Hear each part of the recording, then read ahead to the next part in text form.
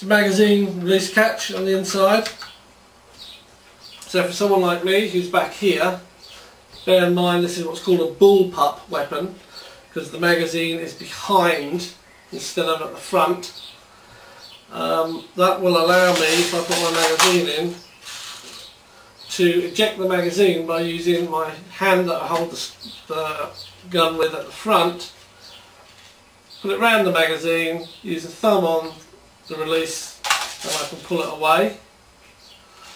And then get another magazine, lock it in, and you're back. And it's a simple action like that.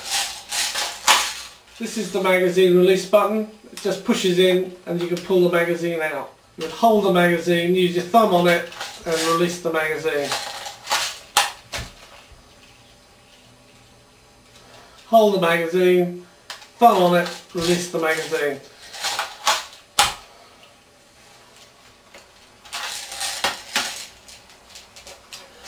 On the subject of magazines, this will take M16 magazines, M4 magazines, SCAR magazines.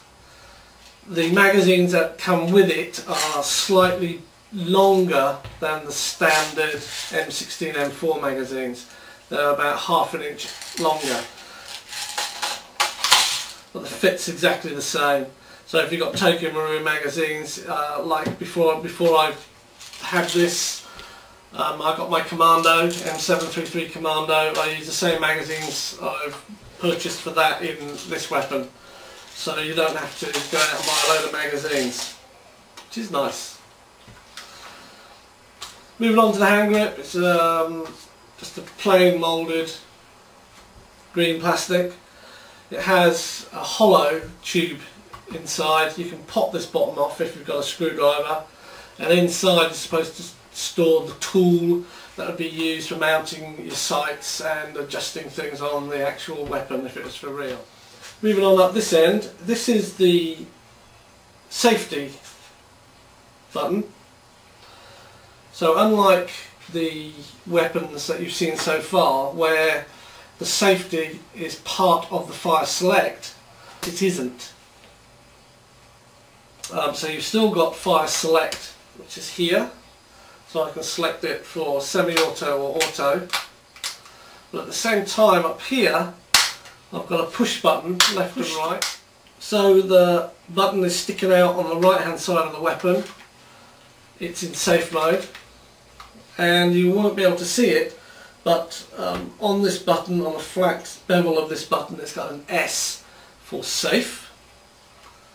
Push it through so the button sticks out on this side of the weapon, the left hand side. It's got an F for fire. Now, in all honesty, you cannot see them. They're not painted, they're black stamped in. So you just have to know that you've got your trigger finger on this side.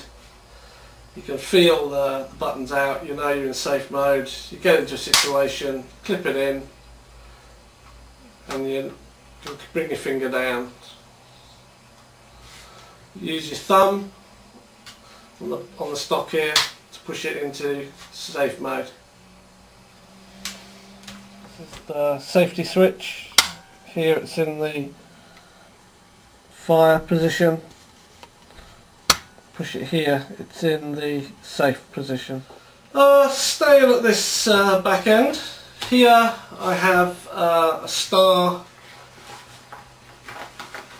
SUSAT.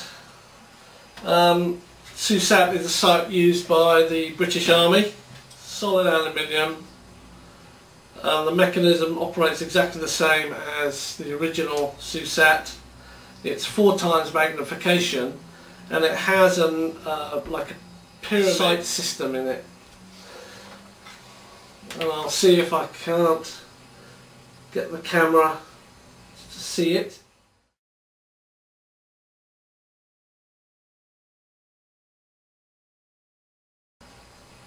It gives you a black shadow silhouette going up to a point, and you put the point on what you want to shoot, and you should be hitting it. In order to mount this SUSAT, I had to change the rail that it sits on. The rail that comes with the G&G L85 is not standard with anything. So they've done it so in theory you'd have to buy G&G SUSAT site. It's a simple case of taking the top off, dismantling this mechanism that's sprung up on the inside of this, taken off the rail that was originally there, it's held on by some screws, sourcing a second-hand rail or a new rail from the internet, and fitting it. I had to drill some new holes to make it fit. It's a simple little job, and then it's a standard size rail and you can fit anything on it. G&G at the time I did all this work did not have a SUSAT site out, and I don't believe they've got one out at the moment.